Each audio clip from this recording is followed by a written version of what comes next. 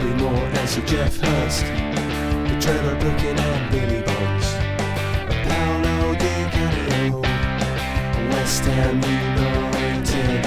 We celebrate our victories, we stick together in defeat.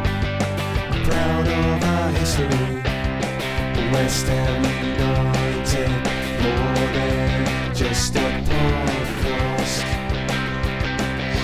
More than just a podcast. Good morning, good afternoon, or good evening. This is More Than Just an Infrequent Podcast. Podcast. Season 13 is episode 62, I think. And we said we might be infrequent. We're back, and you hear the dulcet tones. Chefman, where are you? What are you doing? I'm in my shed. No John tonight. He was going to join, but I think he's still hungover from going on the beers with Michael Levy Jr. In Tenerife. And no Canning Town Lynn tonight because he's bloody ill again. He's got another cold. Not COVID this time. And in fact, he's just, if you hear that ping in the background, I said, come on, join and croak through. And he said, I feel too rough to put headphones on. But we are here to talk about football, even though there is no football. We got some news stories. We've got a guest. We've got a guest. Not special guest, but we've got a guest. We've got all the way from New York State. He's an American listener. He's an American occasional guest, and he's an annoyance to most people. It's David Hautzig. Wow, you've known me a long time. I'm not sure if you messing up my name is now just part of the act, or if you just can't do it. It's fine either way. I don't really care. Hey, David, how are you? Living the dream. Yeah, it's in New York State. What's the temperature? Wake up then, son.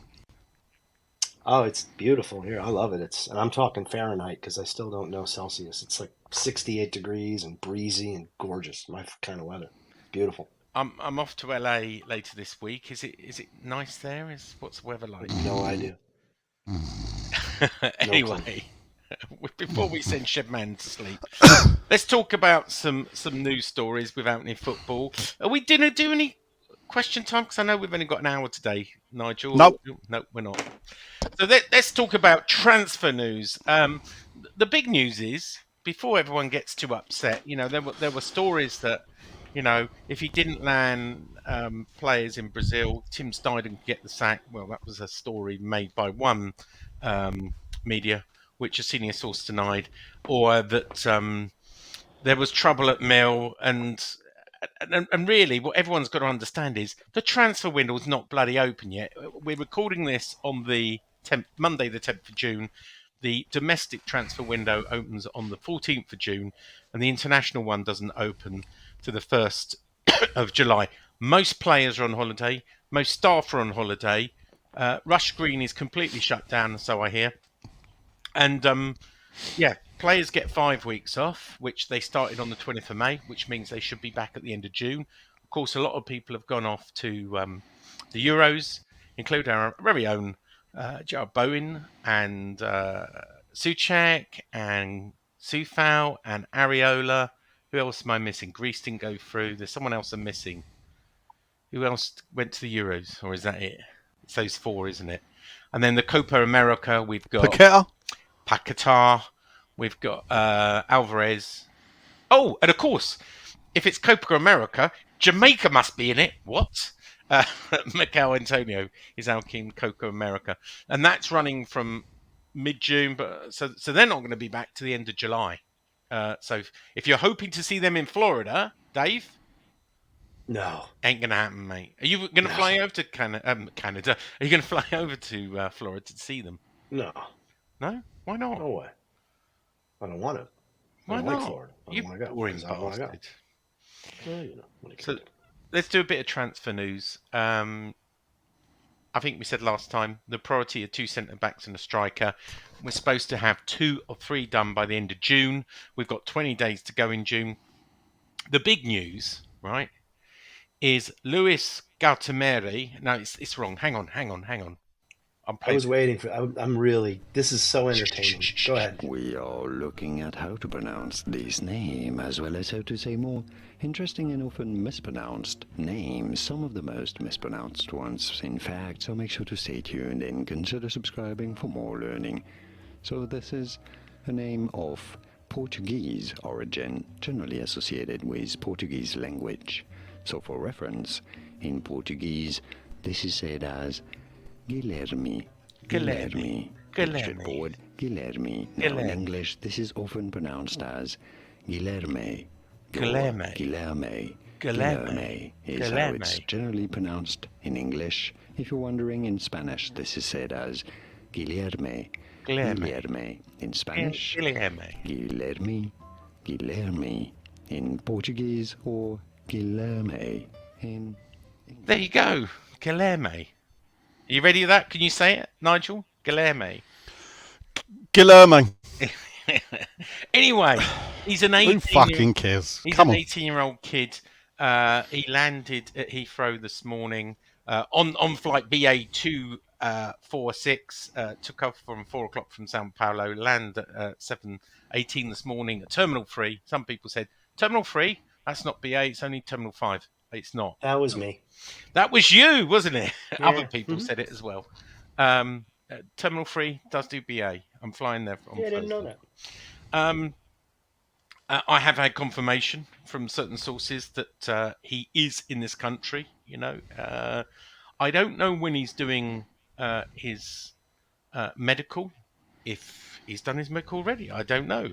But we do know, and I've spoken to a number of sources close to the club, that it's pretty much done. There might be a few I's to dot and T's to cross, but it's as good as done. I know they're always saying until he signs his contract, etc.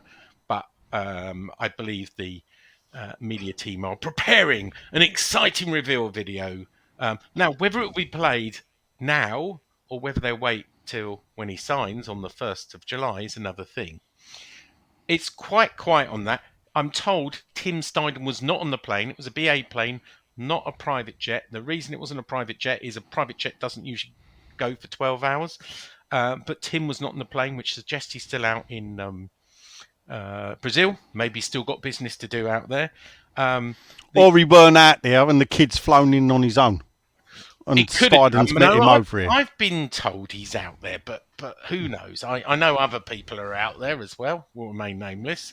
But, you know, there's bits. As we say, Tim loves a Brazilian. Is he? Good Brazilian networks out there. One question I asked, Football Insider, the most unreliable source out there, said, "Where's Fotheringham? Is he the Fotheringham is the released Sheffield United keeper. They've said he's agreed deal. My senior source today says, no, we haven't agreed deal. But he says, all balls are in the air. I don't know what that means. I assume it means that we've got a number of options for third place keeper, and he's one of them, including a Brazilian, including there's another one that used to play in the Premier League. Do you know who he is? Not no. Berkovic. Is it Berkovic?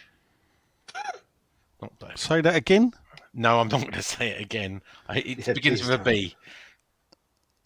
Begovic? No, what was the question? Begovic. Oh, Begovic. Begovic, that's it. Oh, Asmir Begovic. Years ago? Yeah. Asmir Begovic, right. Yeah, Paul, he was the American. Is he? No. I don't think so. You might find he is. He's I'm pretty sure he's American of Bosnian descent. I don't ever remember being on the U.S. national team. He's about as Bosnian as you are Austrian, Dave. Yeah. Yeah. Although I would qualify to play for the Austrian team. No, and so does he. Qualify for Bosnia. Yeah, exactly. That's the point. Who did he play for? Stoke. Stoke, yeah. I think Portsmouth at some point. He's been a number 3 keeper. But part of me wants to say Chelsea. He's 36 years old. He's not that old. I think he's at QPR at the moment. Looking at, yeah, he is. Looking at my What's fridge, his list of clubs then? Come on, it is Wikipedia. Portsmouth, There you go. Stoke City, Yep. Chelsea, Yeah. Yeah. Fucking Bournemouth, hell. Everton, Queen's Park Rangers. Now here's the big one. Get ready for this. He did not start as America. He was Canada under-20 for 11 Oh, games. Canada. Canada. That's all the same to me. I know. Yeah. Before he moved to Bosnia in 2009, and played 63 for Bosnia and Herzegovina. There you go. I do remember Wouldn't him. it make sense to use the third choice keeper spot to get a homegrown? Well, To that fill in would the slot? make sense, wouldn't it? Because Joseph so. Nang, who got released, was a homegrown. Obviously, we haven't talked about. I mean, let's move on to the release list. So, obviously, as we'd already said, Aaron Cresswell has had a year's activated, as has Fabianski. And Nang was released. Angelo Bonner was released, along with a number of other youth players. The interesting bit is Ben Johnson and Mumbama, Divin Mumbama, is they have not released and said they're under offer. Now, I'm not expecting either of them to stay. I still believe Ben Johnson will go to Crystal Palace unless something goes wrong there, and I still believe that Mumbama will go to Sunderland and will be awarded some compensation. Boys, anything to say on the released players? Would you have kept on Bonner, either of you? No. I'm not sure actually. I'm not sure. I think his time showed.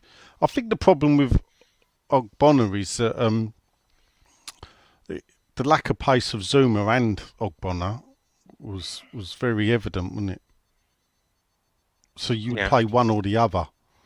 So, but bearing in mind you're only going to get 30 games a year out of Zuma, I don't know. Maybe he was worth a shout.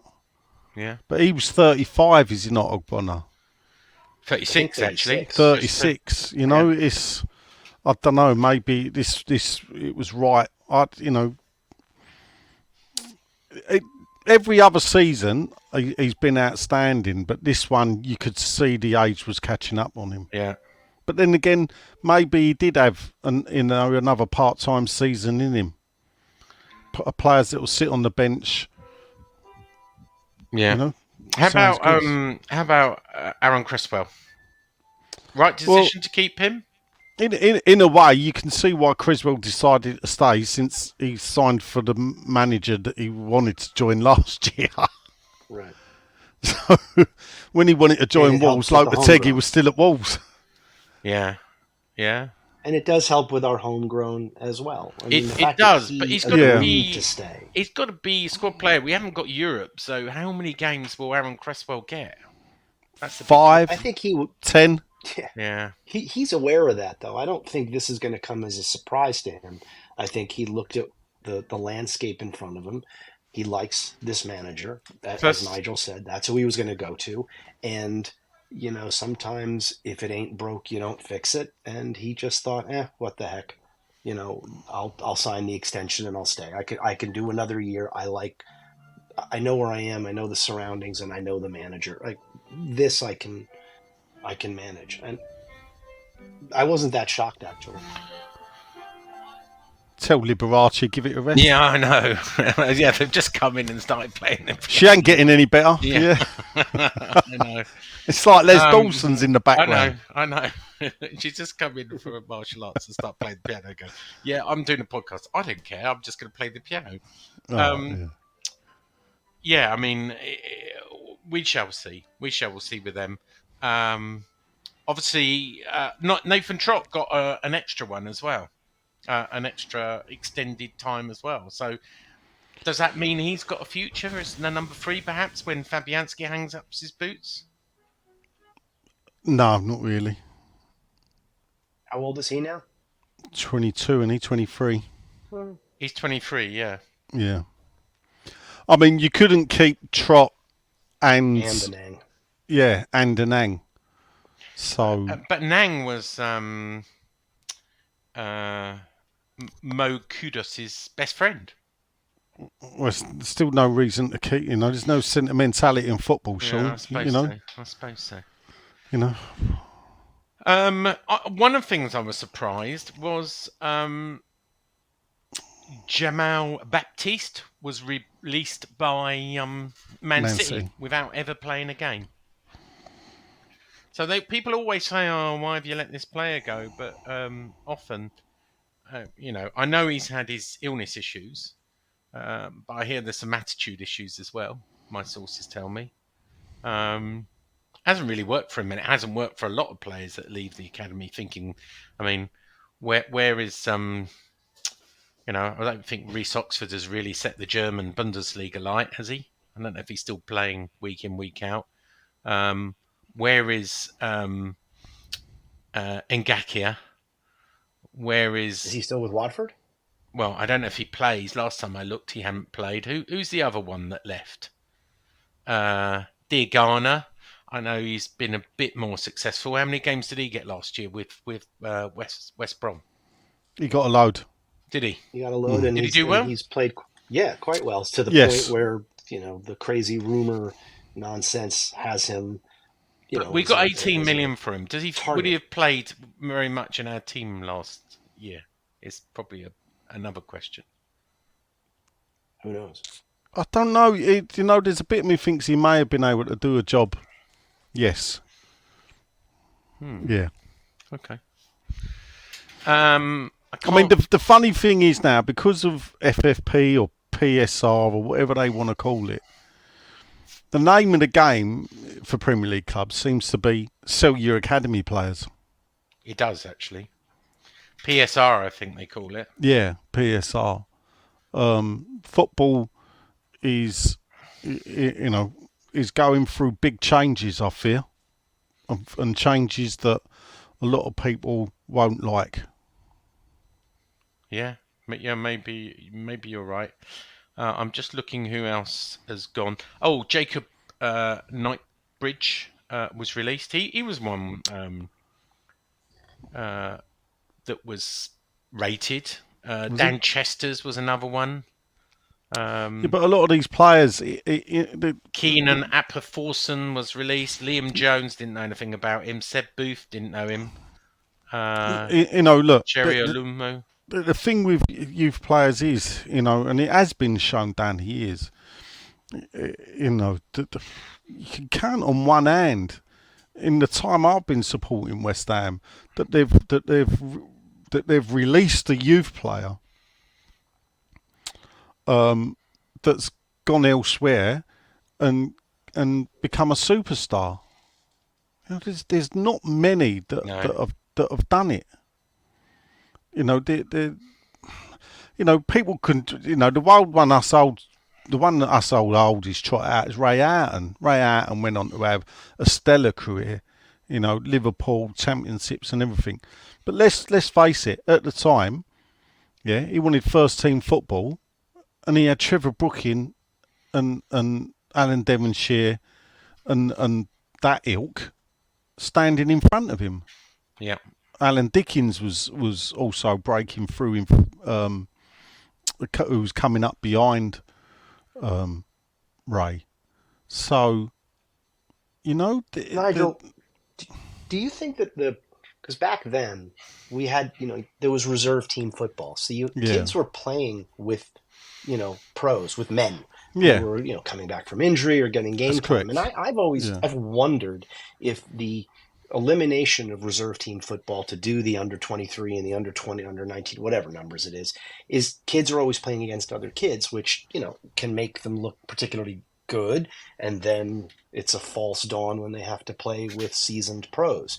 Do you think that the reserve team football being eliminated has hurt the production of youth academy players? I do believe that. The thing is, you think back when youth team football when reserve team football was prevalent.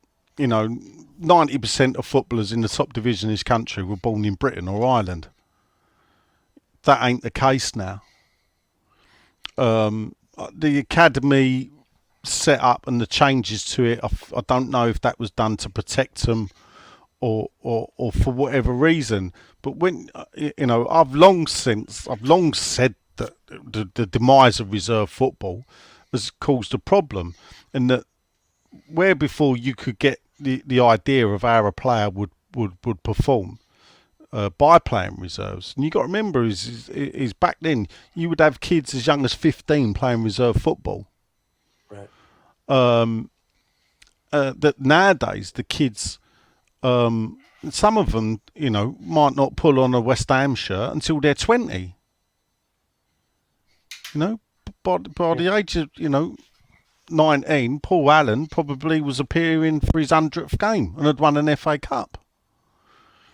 The funny thing about it is that when you look through that, when we bring through kids, sometimes it's been off the back of when we've been relegated. So it's almost like we've done it through necessity because we've had to cut our cloth accordingly. So if you look back to 2003, 4, 5, we had the breakthrough then of Mark Noble. We had the breakthrough of Anton Ferdinand. Also, there was the other. No, central... Etherington came. Etherington we brought from Tottenham. Yeah, right, we brought from Tottenham. There was a centre half whose name escapes me. I feel bad because his brother played for Millwall. But he went on to have a career. Elliot Wald, that's his name. Oh, right, yeah. So Elliot Wald and Anton Ferdinand both came through at the same time, and Noble came through as well. So, they probably only got into the first team and got a start career. Wald was sold on, but obviously Anton wasn't sold till 2008, and Noble, we all know what happened. They got their starts because we were in the Championship. Mm-hmm. Would they have got their starts if we were in the Premier League? Well, no. No, probably I don't believe they would. No. So it is tough. And, who's to say this 18-year-old is going to go straight in as well? I mean, it's a big ask. Yeah, I mean, look, the usual video of a Brazilian kid doing these flicks. I tweeted it out last week. And, the funny thing about that video was when you watched it is I don't think any of his skills led to a goal. No, I'm not sure he did. So I've been told by my senior source that this is a Tim pick. This is absolutely... He's putting his reputation on the line for this one. And both the head coach and the board are backing Tim Steid in his approach to get this young 18-year-old winger. Time will tell whether he's got a gem on his hand, pearl diver, as they call him, or not. But, just a few months ago, Liverpool were being linked with him for £50 million. And I think Man United heavily scouted him. So if we've got him for €23 million, £19.5 million transfer fee with another 7 million on top of that as options, 6 million in potential add-ons, and a 20% sell-on fee on only profit, then who are we to say that £19.5 million it might end up to be a bargain, and he could be a 50, 60 million pound player in a few years. That's the hope, isn't it? Well, it could also mean that that's what we've got Tim in. That United and right, but could also mean that if those fees that you were just quoting were accurate from when if Liverpool and Man United were actually interested, we don't really know. Nobody ever knows. But let's say everything you said is true. Maybe it was like they looked at him and thought 50 million, F that, and they moved on. So then by that, by that happening, his representatives and everybody around them said, "Oops, that's a bit much. We have to lower the price," and that's naturally came down. So all of a sudden, we're back in our territory, and they had already moved on to other things, meaning like Liverpool and Manchester United. Yeah. I'm not saying it's good, bad, or indifferent. I have no idea. But If anything, the one thing I was kind of hoping for is that the Steidton picks are players I've never heard of. I don't know why. you had no That's what I kudos want. before, had you? How many of us have Actually, heard? I had just because he would Ajax, just because he'd been scoring goals Right. like crazy, and you just see his name on the app. Thought that doesn't mean I knew much about him. It's just I'd see the name occasionally, like players to watch on this app that both John and I like to use. Like you use the BBC app, we use one called FOTMob. That's a score app and give you updates. But that doesn't mean I knew anything more about him. I probably couldn't have even named what country he was from at the time. But Cool. Well, let's go back to transfers. Senior source has told me, and look, I know this has gone down like a cup of cold sick. And this came out when there was a story about David Sullivan and Tim not getting on, and, sources close to the club say that's not true. They speak 10 times a day. They're really close. They've got a good relationship. They get on really well. But one of the things I've been told is people are expecting to spend 100 or 200 million, etc. I've been told, and I'll quote, we have very limited funds due to the strict rules versus wages, i.e. amortization of transfer fees, which is currently 65 million. It's gone up, I'm sure. Can't exceed 85% of turnover. So that's a rule that next time we can't spend more than 85% of our turnover. So they're saying we have a real possibility of a points deduction if we overspend. Now, the whole point, a lot of our budget was built around, and make no secret about this, of selling Lucas Paquetá. And no one saw it coming. And we talked about it last time, that obviously Paquetá, the FA put up or shut up. Well, they put up, right? They put up. They charged him. Last week, he was due to answer his charges on the 3rd of June. His lawyers asked for more time. And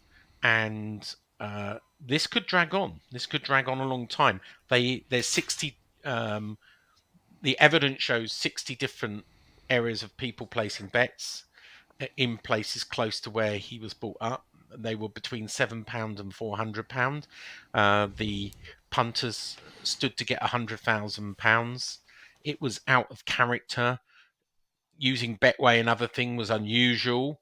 Now, lots of people will say it's circumstantial. It's circumstantial. There's nothing to link. There's no evidence to link Paquetá, who completely denies any wrongdoing, with it apart from the pattern of bets. Well, that doesn't matter, because it's like a civil case where it's called the 51% rule. So in all probability, he did it. So he's 1% more he did it than he didn't do it, in all probability, which is not the same as a criminal case, which is called the 99% case, where beyond all reasonable doubt, 99% he did it. So the bar is a lot lower. And the concern from the club is they will lose everything, that he will be banned for life and on probability, and we will lose the 85 million. Now, if that happens, we can terminate his contract. We can even sue him for lost money, and there's precedents done around this. But equally, his agents have a lot of money. This is not like this one who got non-league who got 10 years, Isaac someone. This is someone with a lot of money, millions and millions at stake. And if he loses the first case against the FA, there's a situation where he will almost definitely appeal it to the European sport arbitration court of sport in Switzerland. Now, he could appeal and say to the FA, I want to play while appealed, because otherwise you're costing me millions of pounds, which I'm going to sue you if I win. So they could, slap in £100 million lawsuit, and they may have to reluctantly let him pay. Now, even if he loses in that court, he can still go to the European Court of Human Rights and say this is a restrictive this is restrictive practice. I'm losing my career over probability and no hard evidence. And in that case, this case could go on so long, he could stay at West Ham forever until his playing career finishes. And in the meantime, in the end he's found guilty, but his playing career's over. I don't know. This story could You know, run and run and run and run and run. It's obviously serious, Sean, but I don't know if I think it feels like a stretch to say if we would lose the 85. I don't think you can lose something you never really had. What we would lose is we would still be liable for the remaining tranches of his transfer fee that we own. We paid for right. him. So we don't lose the 85. We just can't get it. Yeah. And I think from what I understand, and you're more of the finance person, I can't even do long division, so I wouldn't ask me to do much in terms of numbers. But the PSR rules, we really aren't according to Kieran Maguire, your buddy, we're actually quite healthy when it comes to our ability to buy players vis-a-vis transfer fees. The other area where you have to be potentially more careful is on wages, which might explain the focus by Steidton on South America, where the budget of 100 to 120 million, which in terms of fees is something you've even quoted, is potentially can be stretched a lot farther, and the wages that those players demand will likely be lower than the wages demanded by British players. Yeah. So I think those two areas should be considered somewhat separate. Okay. All right. We're going to move on because there's a lot of stuff and we've only got another half an hour left. Before I forget, Michael Levy Jr., big belated happy birthday for last Saturday. Apologies. One, we weren't recording. Two, apparently John was so pissed he forgot to send us the video still 2 days ago. We got the video. So hi, Michael Levy Jr., happy birthday, belated birthday. And I'm glad you and John had such a rip-roaring time in sunny Tenerife. Let's talk about pre-season. Pre-season should be upon us. The players will report back at the end of June, as I said. Now, I don't know this for a fact, but if you look at Lopetegui, he usually takes his people off to the Algarve. There is a particular complex in the Algarve. He has a 10-day warm weather training camp, so I expect him to take them there, or Marbella. That's his other famous one. So one of those two places. They come back. They go on the I think it's on the 20th, the Dagenham. There's a friendly against Dagenham. And then I think they had Saturday, 20th of July. And then they fly off to sunny, your place, USA, for the Sunshine State Tour. The Hammers will take on Wolves, funny enough, in Jacksonville on Saturday, the 27th of July. And then before going head-to-head with Crystal Palace in Tampa a week later. Now, my information, it hasn't been released yet, maybe Nigel knows, is there will be, provisionally, there's going to be a Betway Cup at the London Stadium on Saturday, the 10th of August. It's going to be a significant European opposition, but yet to be agreed. Nigel, do you know anything more than that? Who the European opposition is? No, because I'm not really bothered. Why? Are you not going to go? You love the London Stadium. I would not be there. No. Were you at the baseball yesterday? No. Who won? I think it was one each, wasn't it? The Mets won 6-5 yesterday. Yay! That's my team. But didn't the Phillies win the day before? I didn't watch the Rounders. Yes, they did. So it was one of each for the Rounders. They did. Yeah, 60,000. I'm but sorry, the United I just can't States get into beat Pakistan. I can't get into USA baseball. over Pakistan in cricket. Yeah, what happened there? That must have been a it was a suit. I watched it. There was a super. They tied. I think it was 159 each. One Pakistan 159 for 7. I think USA were 159 for 3. Super over. USA went first, got 19 off the super over. Pakistan only got 12. Yeah.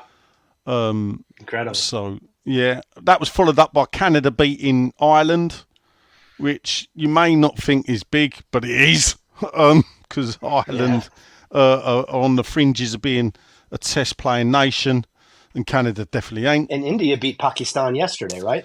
Yeah, India beat Pakistan yesterday. That was a mad game because it was in New York or Long Island, I think.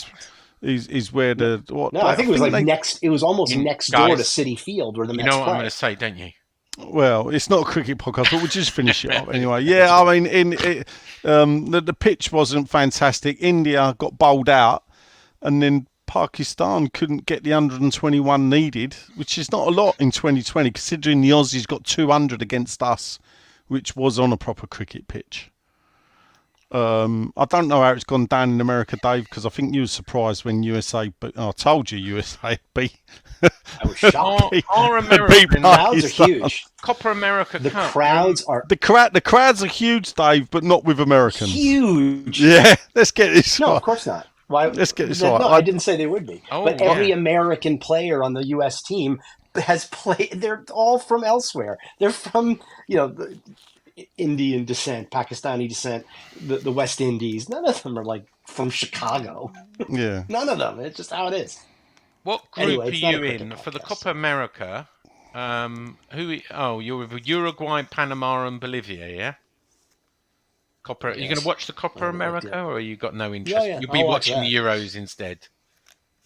I'll watch both. Okay, fine. Different time zones. Very, very convenient. There you go. Let's move on. Daniel Kredinsky has made a £3.6 billion bid to Royal Mail. He doesn't want to take over West Ham, but he has put his bid. Interest in a New York hedge fund have shorted his position. I don't know if you know this, Dave, but they're betting that his bid will fail. Massively, they bet in his bid will fail, that either Labour will get in or the government will stop it somehow or something will come out the woodwork. And I tell you what, The Guardian are doing a pretty good job at getting skeletons out of Daniel Kredinsky's cupboard and looking at his old school chums and how they made their money and who he hangs around with. Have you read that, Nigel? No. Have you got interest of Daniel Kredinsky's takeover Royal Mail? I've got a lot of interest in hoping he doesn't. Oh, really? Why? I don't think Royal Mail should be I don't think Royal Mail should be privately owned. Well, it got. I know all this. Yeah, it still don't mean I think it should be sold again. Did you buy shares at the time? No, I don't. I don't agree with it. No. Okay. You're turning into an old socialist in your old age. Do you know that? Well, you want to hope there ain't a revolution because guess who goes first? Oh God, yeah. Let's talk about season tickets. 91.5% season ticket renewal. Did you renew, Nigel? I did indeed. 91.5. Considering the concession changes and various other things, a lot of people said they were going to vote with their feet. But what you're going to do on a Saturday afternoon? 8.5 didn't renew, which is around about 4,000 because I've been telling people they've been reducing the amount of the cap, and we'll talk about this, and I'm sure you want to talk about this. They've been reducing the cap of season ticket holders each year because they want to sell more and more general because there's demand. So it used to be 52, it's now 48. Some of those ones might go on general sales, so they might not release all 4,000 back into seller season tickets. They might take 1,000 or 2,000 actually off the market and make them general. I think 91.5 is not as good as 97% last year. It's the second worst since we've moved to the stadium. I think the worst has been 89. But I know Nigel's tweeted this, so let get off your chest about the statement from Hammers United and concessions, Nigel. Well,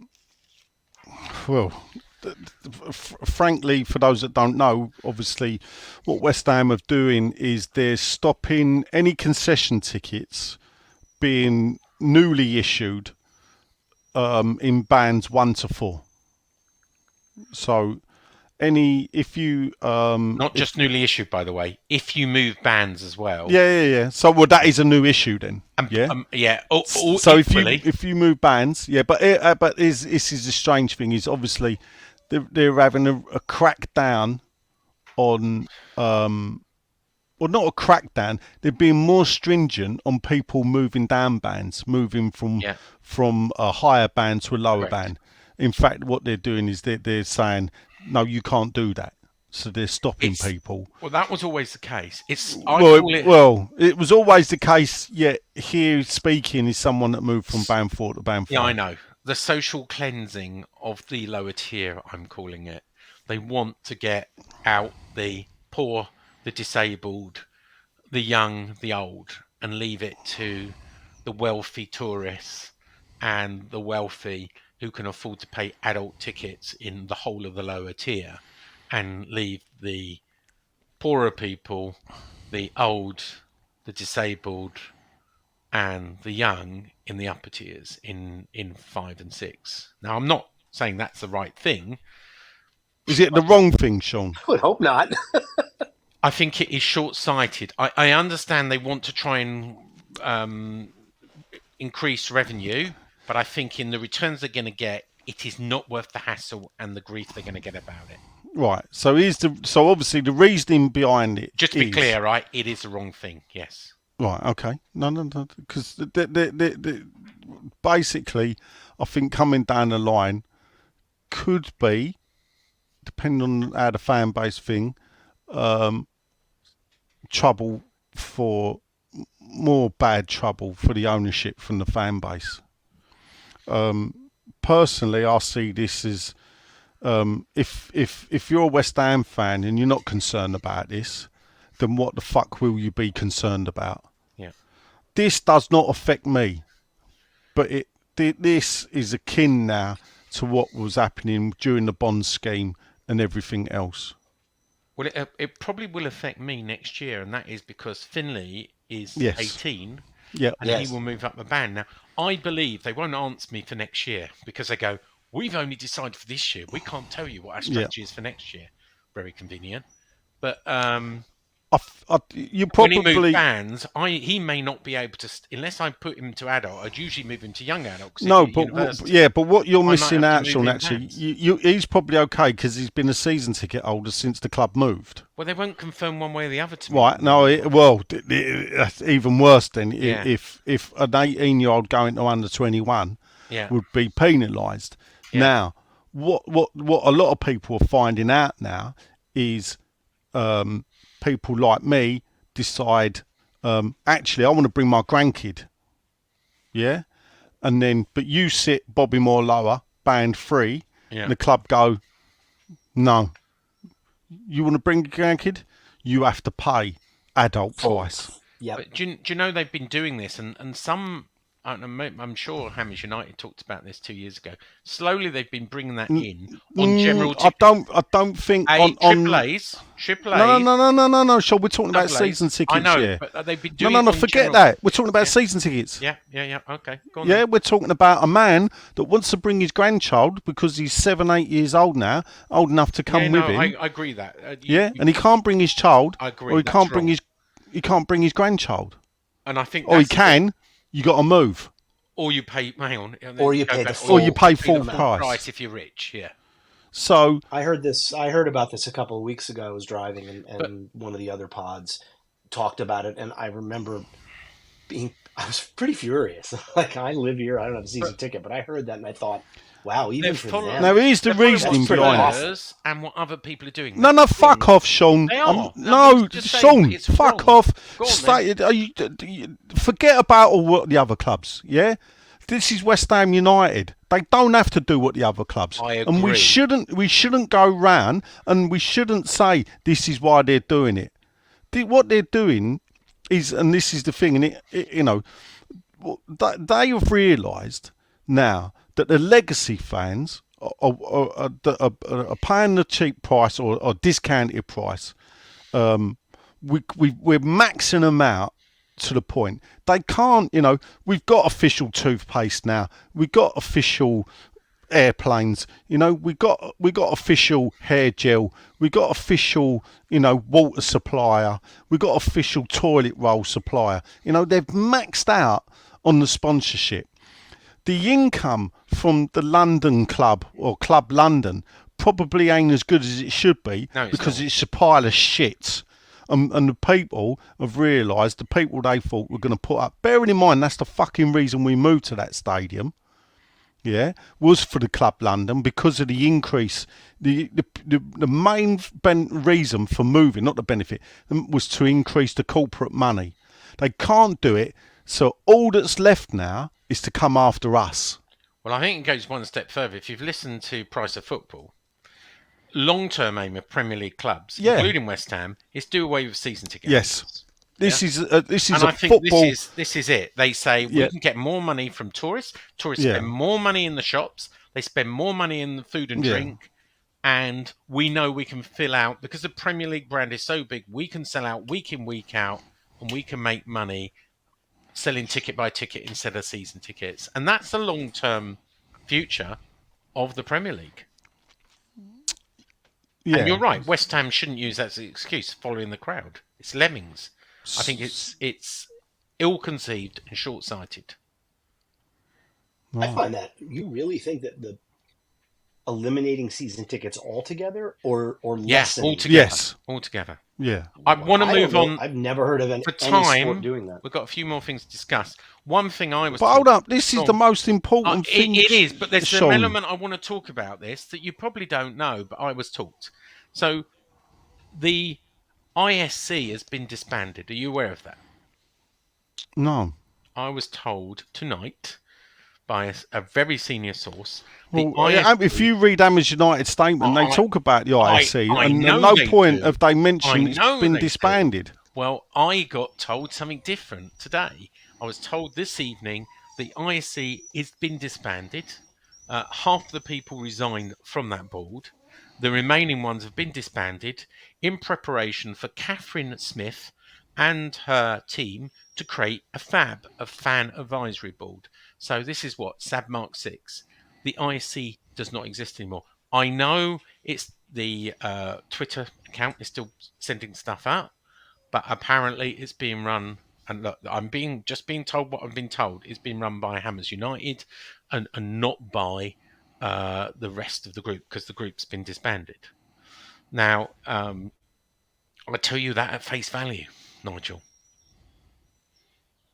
I don't see it's any less of a cause if it's coming from Hammers United rather than the ISC, but the ISC will become the Fan Advisory Board. Who will be on the Fan Advisory Board? You know, they've been advertising for a head of fan engagement and a customer supporters person. I put those two jobs on Twitter. I don't know. I don't know what the selection will be, but this is SAB Mark 6. Well, it won't be a West Ham fan, that's for sure, Sean. Why? You think they deliberately won't want one? The club. Why would the club? And the reason we know why this club doesn't like employing West Ham fans, because they're too emotionally tied to the football club, and they may not toe the party line with what the club are aiming to do in the run it down and clear out the legacy fan base, because we don't put the money up. Well, I don't know. I said years ago when we was with JR and Dave at the Leicester game that the club appreciate him more than they do me, because of the amount of money he spends prepared to spend. Yeah, you know, I get that. I don't know what the solution is. I'll tell you what the solution is. It's not the solution, but what needs to happen, and I'm serious about this, is bond scheme style fan protests at games, and the owners and akin to the Burnley demonstrations. I would actually go down that road. Wow. In front of them. Wow. And stand in front of them and go, you need to stop this, because this to West Ham, Mr. Julian Lopetegui. Yeah, because this actually is coming from the board and the people. Why is it taking you to get? This has been around for weeks and weeks and weeks. Why is it taking until now for you to get angry about this, Nigel? Well, no, I have been angry about it, but it's just as it gets on. And as things, I've been tweeting stuff out and whatever, in between whatever. But now it's getting to the point where, hold up a minute, yeah? This is now. Do you think they're going to change their mind? Do I think they'll change their mind? Yeah. I'll tell you what, Wolverhampton Wanderers have changed their mind, Sean. They? Yes. Oh, I didn't know that. Yeah. because the uptake in season tickets was so bad because the fans did stick together and did not renew. But that didn't happen at West Ham because 91.5%, including us, well, did renew. In a way, but a lot of what happened at Wolves was the increase in prices and everything else was very huge. Some people got up to 11% increase. Was yours 11%? Yeah, I did. Yeah. But Sean, it went from 350 quid to 380. And I know, John. So when you throw it in percentages, everybody gets worried. When you say it was 30 quid more, which is like £1 something a game, it ain't a big shake. And it's still half the price of what I was paying at Upton Park. I'm paying £1 now between myself and Finley. That's what I'm saying. It don't affect me. What the club are doing don't affect me. And it don't affect a lot of people. But at some point, they will come for me. Yeah, I'm sure. And at some point, they'll come for all of us. Yeah. I know. Didn't we learn to a degree, in a good way, that maybe that fans have a bit more to say and can take a bit stronger action? I know it was a few years ago, and it's a different, it was a different circumstance. But I mean, you saw that European Super League go from announced to one foot in the grave and the other knee coming in 72 hours. So I think Nigel's probably not that far from correct. They'll be able to push it as far as they're going to try to push it, but I wouldn't be shocked if at some point they cross the Rubicon. They cross the Rubicon with fans who go, all right, that's it. And then I'll tell you what I think's brought this on. Go on. Yeah, I think it's Dave Sullivan sitting in that stadium, game after game, telling the world we're sold out while looking at 15,000 empty seats. I know it annoys him that people resell their seats. And this is what I think. That they will believe they can sell those tickets. Yeah. Because they're going, it's sold out. But not the upper tiers, as you know. There's always demand for the lower tiers, but no, exactly right. For the upper tiers. So exactly I do get it. I understand from a business perspective. I get it. But there's 19,000. All there's only 19,000 seats.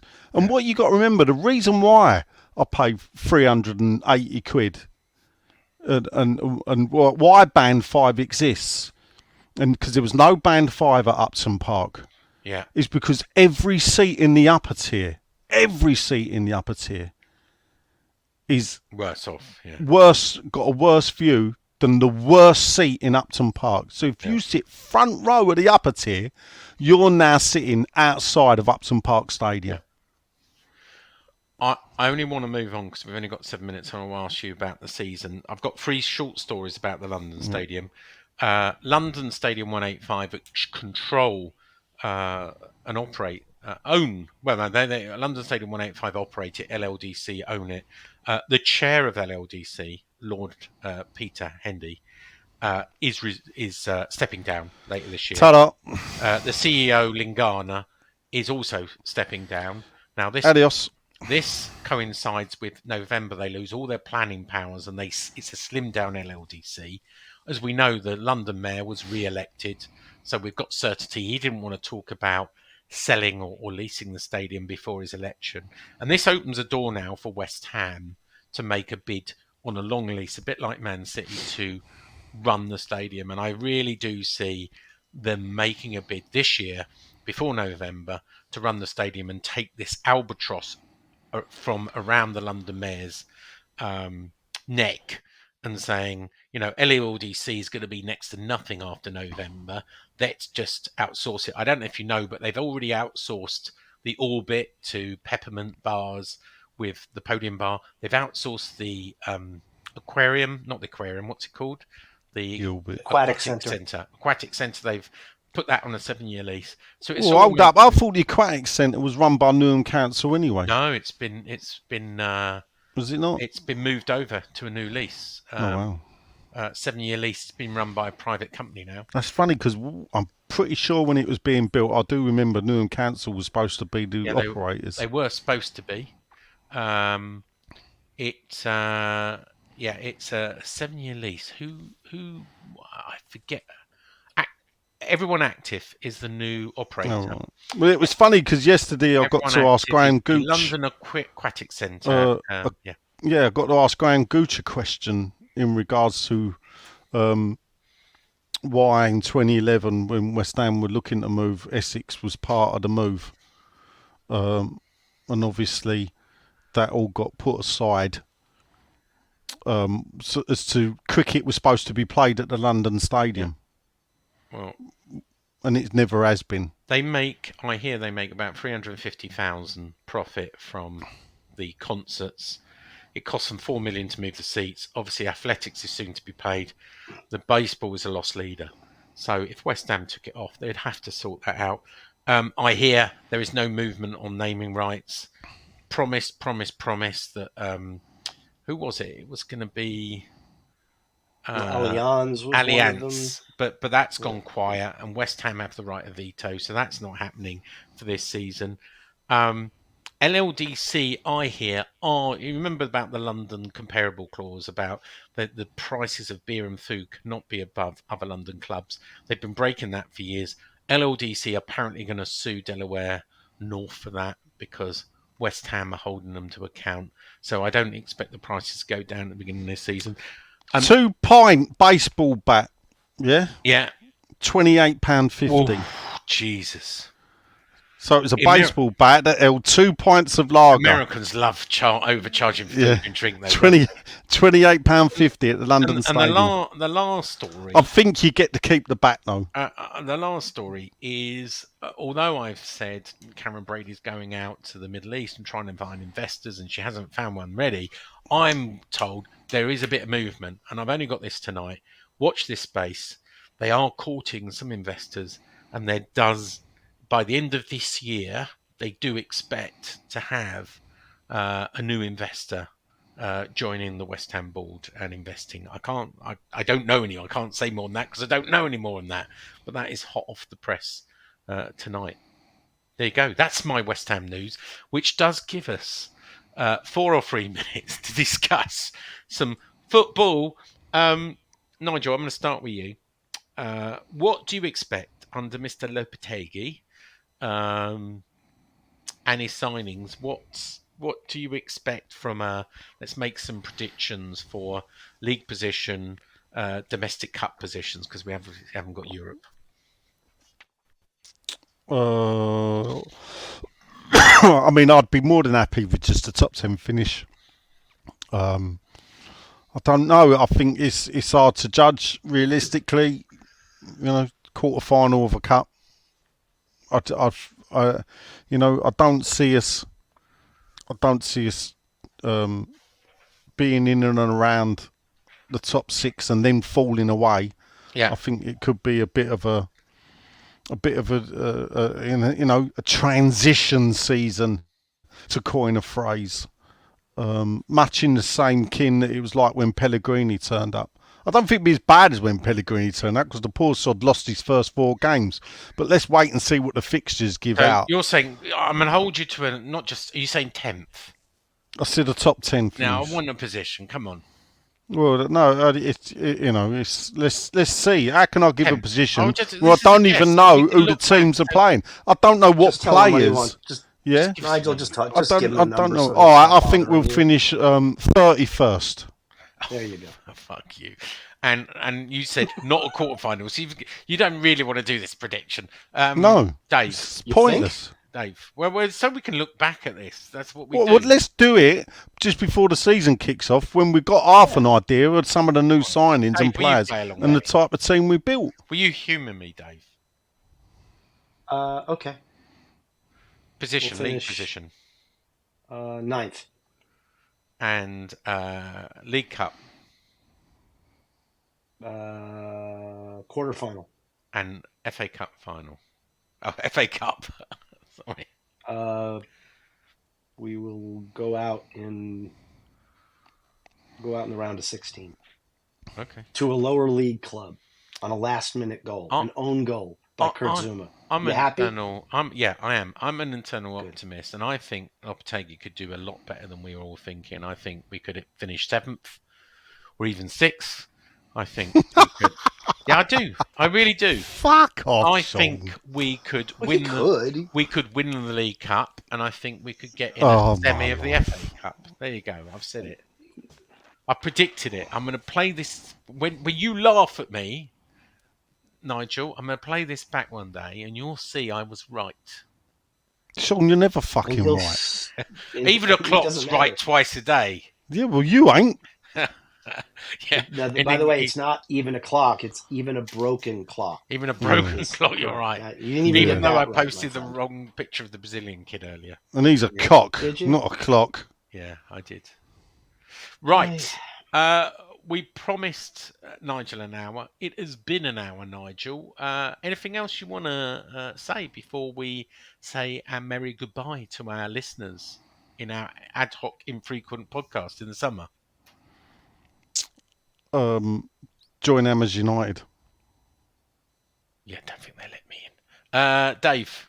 No, I'm not.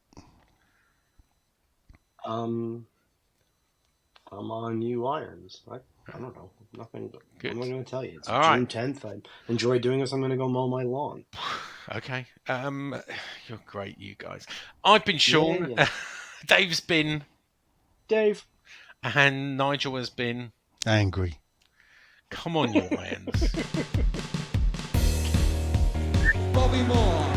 More than just a podcast. Mr. Angry. We bring a real Mr. Angry back. Mr. Land. Nigel does it better than anybody.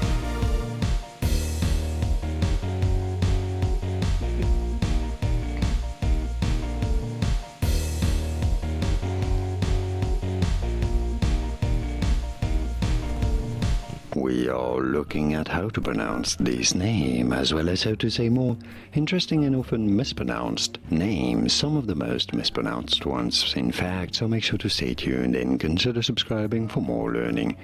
So this is a name of Portuguese origin, generally associated with Portuguese language.